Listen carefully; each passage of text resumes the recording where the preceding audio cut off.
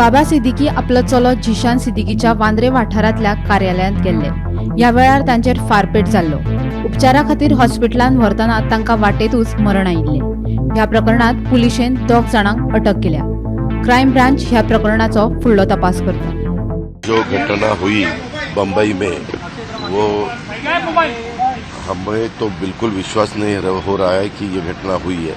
लेकिन हमारा एक नेता बाबा सिद्दीकी, ये बहुत सालों से पॉलिटिक्स में काम कर रहे हैं। यहाँ बम्बई में उन्होंने कॉरपोरेटर के नाते भी शुरू में काम किया 10 साल, और उसके बाद कांग्रेस के एक एमएलए के नाते भी उन्होंने 99, 2004, 2009 ऐसे 3 टर्म वो चुनाव जीत के आए।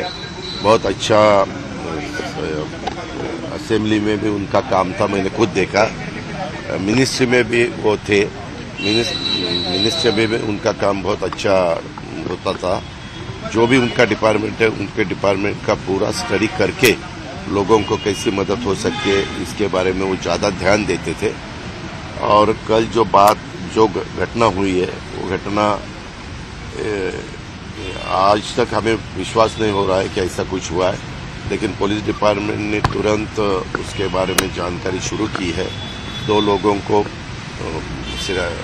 उनके हाथ में लगे हैं, 2 लोग, और भी कुछ लोग हैं।